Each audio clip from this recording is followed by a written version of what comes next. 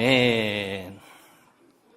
아버지께서는 자기에게 이렇게 예배하는 자들을 찾으시느니라. 하나님이 찾으신다고 하는 구절이 여기 한 구절 나오는데 하나님이 중요하게 찾는 것이 있다고 합니다. 오늘 이 시대에도 하나님이 중요하게 찾는 것이 있다고 말씀합니다. 하나님이 찾으시는 것이 무엇입니까? 예배하는 자들. 오늘 말씀해 보니까 이렇게 예배하는 자들을 찾으시느니라. 하나님이 찾는 것이 무엇이에요? 예배하는 자들을 찾으시거든요. 하나님이 찾아오시는 자가 누구예요? 예배하는 자들을 찾아오시거든요. 그렇다면 정답은 분명합니다. 우리가 어떻게 해야 하나님을 만날 수 있습니까? 예배 드려야 하나님을 만날 수 있습니다. 정말 진정 여러분이 하나님을 만나기 원한다면 가장 중요한 것은 예배입니다. 절대 포기해서는 안 될 것이 예배입니다. 여러분이 오늘도 교회 나왔습니다. 교회 안에서 많은 활동이 이루어집니다. 교제도 하고 봉사도 합니다. 그렇다면 교회 안에 있는 여러분들을 하나님께서 보실 때 하나님께서 가장 중요하게 보시는 것이 무엇이겠습니까? 교회 안에서 있는 여러분들의 모습을 보실 때 하나님께서 가장 중요하게 보시는 모습이 무엇이겠습니까? 예배하는 모습이죠. 예배죠. 그러니까 여러분이 예배 소홀하면서 교제하지 마십시오. 예배 소홀하면서 봉사하지 마십시오. 지난주 말씀과 연결되는 겁니다.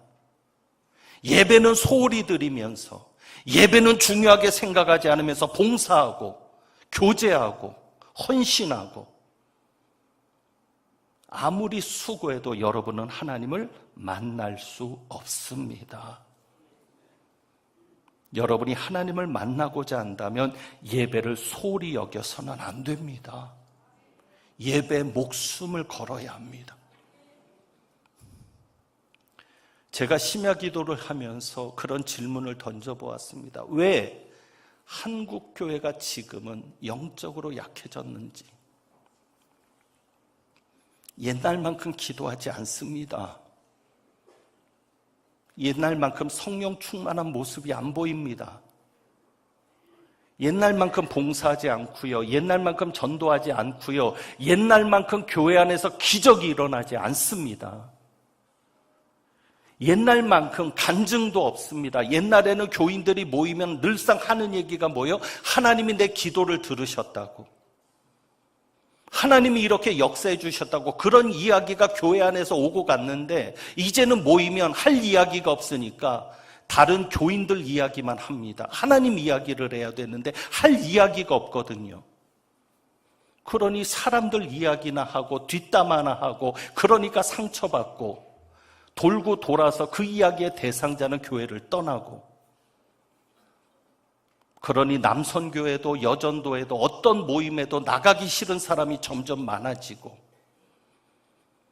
한국 교회가 왜 그렇게 약해졌습니까? 어쩌면 그 모든 문제의 시작이 예배가 약해진 것 아니겠습니까? 옛날에 저희 선배들은요, 예배에 목숨을 걸었습니다. 토요일이 되면 주일 예배를 위해서 하루 전부터 준비했습니다. 아시잖아요. 주일 성수요? 주일 성수를 하지 않으면 무슨 큰 범죄를 저지른 것처럼 그렇게 죄송한 마음으로 하나님 앞에 섰습니다. 그런데 지금은 어떻습니까? 주일 성수를 이야기하면 율법이라고 이야기합니다. 교회 안에서 이런 이야기가 들립니다. 어디 성경에 예배를 강조한 것이 있냐고. 이것은 교회 안에서 들리는 얘기입니다. 교회밖에 아닙니다. 사실 그렇습니다. 성경에 보면 신약 성경에 구약에서는 제사가 쭉 나오니까 신약 성경으로 와서 보면 예배라고 번역된 단어가 10군데밖에 안 나옵니다. 헬라어로는 다 다른 단어들을 예배라는 것으로 번역을 했습니다. 그러니까 10군데밖에 안 나옵니다. 그러니 어찌 보면 예배를 강조하지 않은 것도 같습니다. 그러니 사람들의 마음속에서 점점 예배에 대한 중요성이 식어집니다. 그리고 사람들이 세상 밖의 소리에 흔들립니다. 어떤 소리에 흔들려요? 교회가 왜 있느냐? 세상이 말합니다. 교회가 왜 있느냐? 교회가 사회의 유익을 위해서 있어야 되는 거 아니냐? 그러니 교회를 점점 봉사하는 기관으로, 구제하는 기관으로 몰아갑니다. 그런데 여러분, 교회가 왜 있습니까? 교회는 예배 공동체입니다. 누가 뭐라 그래도 하나님께서 교회를 세우신 목적은 예배를 받기 위해서 세우신 겁니다. 그것이 우선이죠. 세상 사람들이 뭐라 그래도 우리는 압니다. 하나님께서 왜 인간을 만드셨어요? 왜 만드셨어요? 예배 받으시려고 만든 거예요.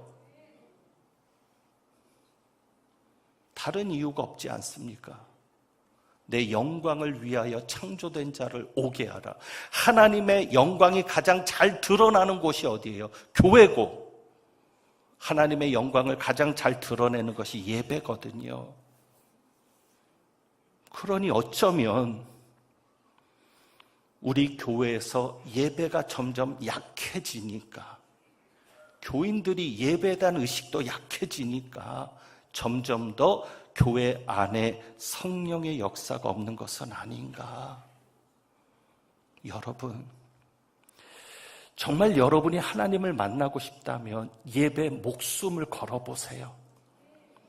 사실 이 1시간, 물론 준비하는 과정까지 하면 힘들지 모르겠지만 길어야 1시간, 2시간인데 이것 집중 못합니까? 이것에 한번 목숨 걸어보지 못합니까? 어찌 보면 하나님께서 예배만 드리면 하나님을 만나게 해주시면 좋겠어요. 오늘도 여기서 예배 드리는 분들 모두가 하나님을 만나고 가면 좋을 것 같아요. 그러면 다음 주일이 기다려지지 않겠습니까? 예배가 기쁨이 되지 않을까요? 왜? 예배만 드리면 하나님을 만나니까. 그런데 사실 예배를 드리고 하나님을 만나고 가는 분들이 일부밖에는 안 됩니다. 그러니까 예배 드린다고 다 하나님을 만나는 것이 아닙니다. 무슨 문제가 있을까요? 오늘 말씀해 보니까 예배를 드린다고 하나님이 다 만나주시는 게 아니라 하나님이 찾으시는 예배자가 따로 있습니다. 23절에 보면 이렇게 말씀하죠. 아버지께서는 자기에게 이렇게 예배하는 자들을 찾으시느니라. 그러니까 하나님을 만나는 예배를 드리려면 어떻게 예배를 해야 돼요? 이렇게. 아버지께서는 이렇게 예배하는 자들을 찾으신다 그럽니다. 그러면 이렇게 예배하는 것이 무엇입니까? 23절 앞에 보면 아버지께 참되게 예배하는 자들은 나오죠. 그러니까 이렇게 예배하는 것이 무엇이에요? 참되게 예배하는 것입니다. 그러니까 오늘도 여러분이 참되게 예배를 드리면 하나님이 만나 주십니다. 그럼 참되게 예배를 드리는 것이 무엇일까요? 그럼 반대를 생각해 보면 되죠. 참의 반대는 뭐죠? 거짓이죠. 그러니까 우리 중에 누군가는 거짓으로 예배를 드리고 가는 이들이 있다는 겁니다. 참되게 예배하는 자들을 찾으시는데 하나님이 그 예배자들을 찾아오셔서 만나 주시는데 우리 중에 누구는 거짓으로 예배를 드리고 가는 이들이 있다. 그렇다면 거짓된 예배가 되지 않기 위해서는 어떻게 해야 되느냐? 23절이죠. 참되게 예배하는 자들은 무엇으로 예배합니까? 영과 진리로 예배할 때가 오나니 곧 이때라. 그리고 24절이죠. 하나님은 영이시니 예배하는 자가 영과 진리로 예배할지니라. 그러니까 여러분이 거짓된 예배가 되지 않으려면 영과 진리로 예배해야 합니다. 그러면 영과 진리로 예배한다는 게 무엇일까요? 예수님께서 이 말씀을 하실 때 23절에 보면 그 앞에 헬라어 성경에는 중요한 접속사가 하나 있습니다. 23절에 그러나 아버지께 참되게 예배하는 자들은 이렇게 나갑니다. 그러나. 그러니까 우리나라 성경에는 이것이 빠졌어요. 그러나가. 그러니까 22절과 비교해 보면 너희는 알지 못하는 것을 예배하고 우리는 아는 것을 예배하노니 하면서 사마리아인들은 알지 못하는 것을 예배하고 유대인들은 아는 것을 예배하는데 왜냐하면 구원이 누구에게서 나니까? 유대인에게서 나니까. 그러나 아버지께 참되게 예배하는 자들은 그렇게 말합니다. 그러니까 지금 이 영과 진리로 예배를 드리는 것은 예수님께서 유대인들의 예배도 잘못됐다고 얘기하시고 사마리아인의 예배도 잘못됐다고 얘기하시는 겁니다. 시간이 없어서 이 전체적인 내용을 이야기하지 못하겠지만 간단하게 사마리아 여인을 만나서 예수님과 대화를 하는데 여인이 점점 눈이 열려집니다. 그러면서 이제는 예수님을 선지자라고까지 인식하는 정도가 됐습니다. 왜 유대인 남자가 나에게 말을 걸지? 이상하게 여겼는데 선지자까지 인식되는 단계가 왔어요. 영의 눈이 점점 열리는 거죠. 예수님이 점점 보이는 거죠.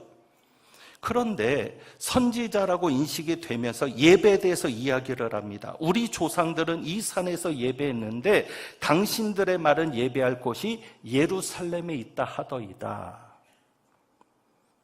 바벨론 포로에서 돌아와서 이스라엘 백성들이 예루살렘의 성전을 다시 재건합니다.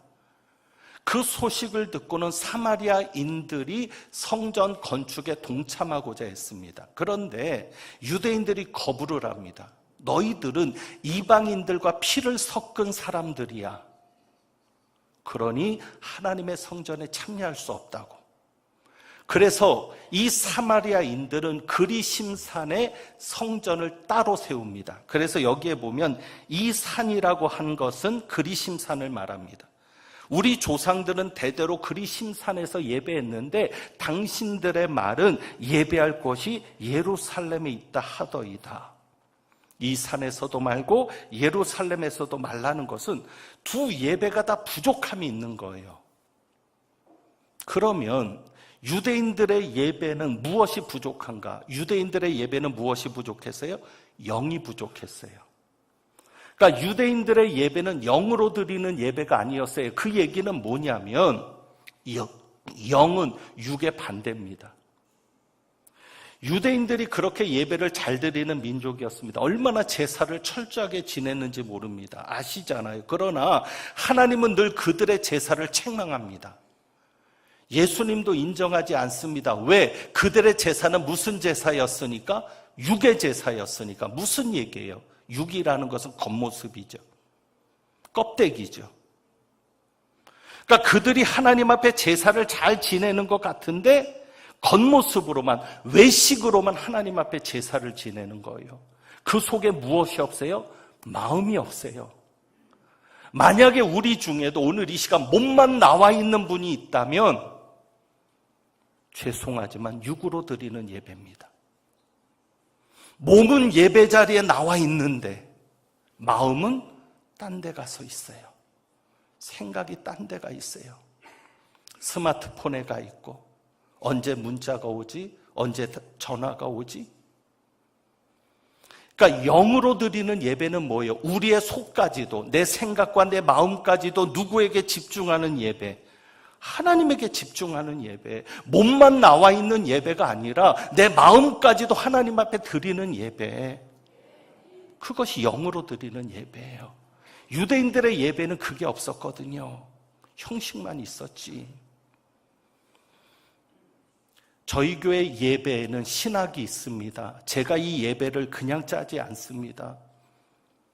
목사의 중요한 직무가 예배거든요. 그게 어쩌면 목사의 권한이기도 합니다. 예배만큼은 목사의 권한입니다.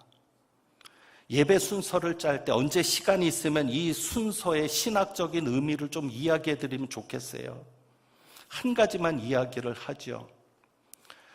저희 교회는 사도신경 신앙고백이 끝나면 반주가 나옵니다. 그리고 그 반주하는 동안 대표 기도하는 분이 기도자 자리에 섭니다. 여기에 뜻이 있습니다. 우리 교회는 규모는 큰데 강단은 좁습니다. 여러분 보시면 압니다. 이 건물의 공간에 비해서 강단이 작습니다. 강단을 화려하게 하지 않았습니다. 그러다 보니까 답답합니다. 얼마나 답답해요, 강단을 보면. 그러니 사람들이 조금만 움직여도 하나님을 주목하는 게 아니라 사람을 주목하게 됩니다. 저희 교회는 예배 인도자가, 어떤 분들은 그런 얘기를 해요. 찬양대가 앞으로 걸어 나오고 예배 인도자가 목사님이나 장로님이나 이런 분들이 쭉 걸어 나오면 얼마나 좋겠냐고. 저는 아닙니다. 왜? 예배는 누구만 주목해야 된다? 하나님만 주목해야 한다. 그래서 어떻게든지 움직이는 것을 여러분들에게 보이지 않게 하려고 합니다. 그래서 트리니티가 찬양 끝나고 통성기도하게 합니다. 예배를 은혜 받기 위해서 준비하는 것도 되지만 그 기도할 때 조용하게 올라옵니다. 사람이 드러나지 않게 하려고. 부득이하게 설교자가 보일 수는 있지만 어떻게든지 사람을 감추려고. 왜? 누구만 집중해야 되니까? 하나님만 집중해야 되니까. 그러니까 여러분이 찬송할 때도 입술만 찬송해서는 안 돼요. 그거는 육으로 드리는 예배예요. 찬송과 가사 하나하나에 여러분의 마음을 담아야 돼요. 그것이 여러분의 기도가 돼야 되고 고백이 돼야 합니다. 그래야 하나님을 만나는 예배가 되거든요.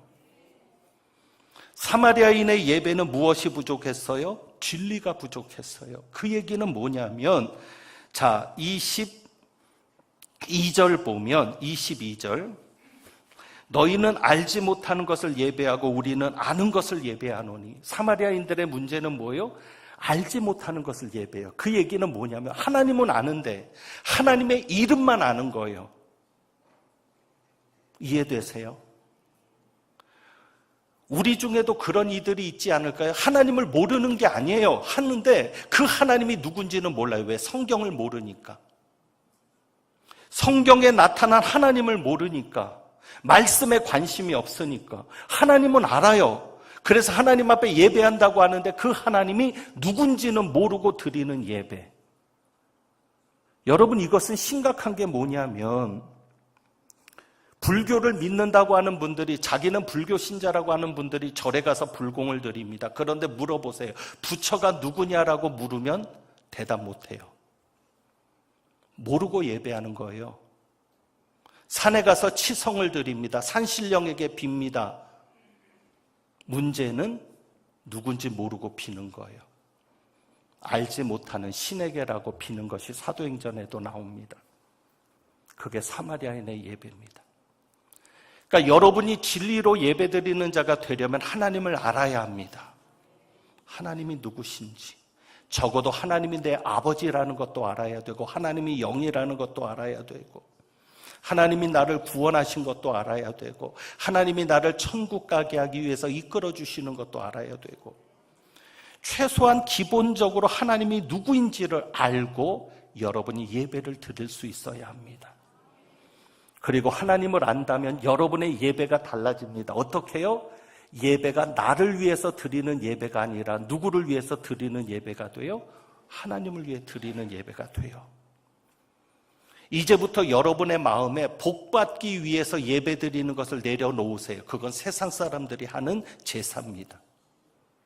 예배는 복받기 위해 드리는 게 아닙니다. 하나님 때문에 드리는 겁니다. 하나님이 기뻐하니까, 하나님이 좋아하니까. 하나님을 알면 예배의 목적도 달라집니다. 요즘 와서는 아주 예배에 관계돼서 그래도 반가운 것이 있습니다. 이제 말씀을 정리하려고 하는데, 옛날에 우리 어른들은 예배를 본다라 그랬거든요. 실제로 가톨릭의 미사는 그냥 구경하는 겁니다. 아무런 문제가 없습니다. 구경만 하고 와도. 그런데 예배는 보는 겁니까? 드리는 겁니까? 드리는 겁니다. 그래서 제가 설교 시간을 30분을 안 넘기려고 하는 것도 예배는 드리는 거니까. 만약에 설교가 50분이고 나머지 10분이라면 10분만 드리잖아요. 적어도 반반은 하자. 그러니까 우리가 예배 때 드리는 게 뭐가 있어요? 찬송도 드리고 기도도 드리고 헌금도 드리고 하죠. 그래서 저희 교회는 찬송을 중요하게 여깁니다. 제가 또 찬송을 부를 때는 성심껏 부릅니다. 왜? 하나님 앞에 드리는 거니까. 그런데 여러분이 기도도 드리는 거라 기도하는 순서를 놓다 보니까 아쉬운 게 뭐냐면 옛날에 우리는 찬송 부를 때는 무조건 일어나서 불렀습니다. 그게 찬송의 정신입니다. 하나님 앞에 드리는데 앉아서 드려요? 하나님은 앉아서 받아야 되고 드리는 우리는 서서 드려야죠. 그런데 언제부터인가 앉았다 일어나는 게 불편하니까 앉아서 찬송하게도 됩니다. 저도 무릎에서 뚜둑 소리가 납니다. 한 번씩 일어나려면. 그런데 한번 그 의미를 살려보고자 합니다. 정말 우리가 하나님 앞에 드리는 게 예배다. 그래서 다음 주에 순서를 좀 바꾸려고 합니다. 그것은 뭐냐면 우리가 기왕 일어섰을 때, 맨 처음에 찬송할 때 일어서잖아요. 일어섰을 때 찬송을 2곡 부르는 겁니다.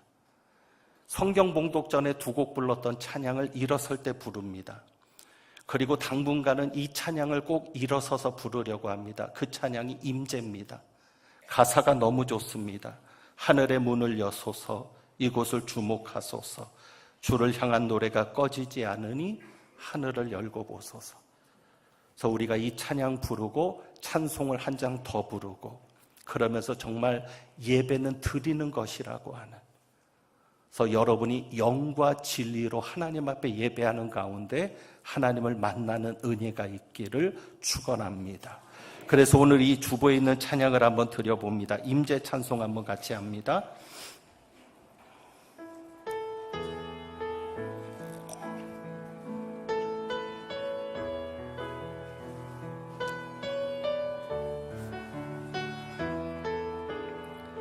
가사를 생각하면서 찬송합니다.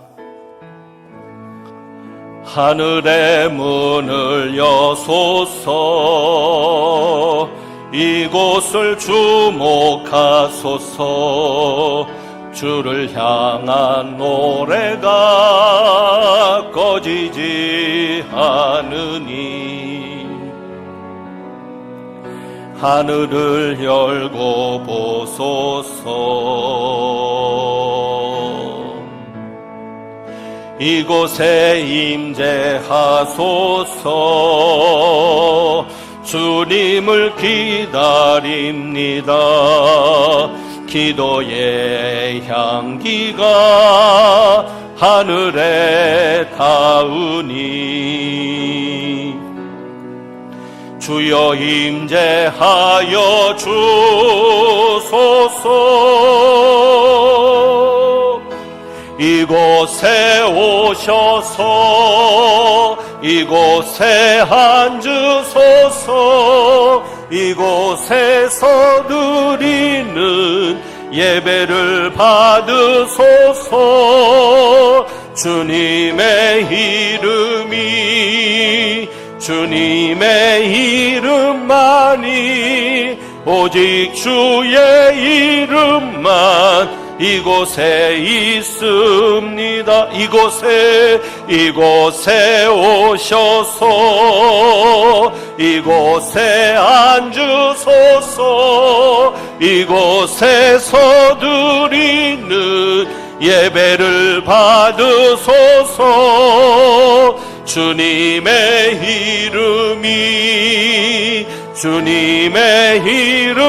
이름만이 오직 주의 이름만 이곳에 있습니다.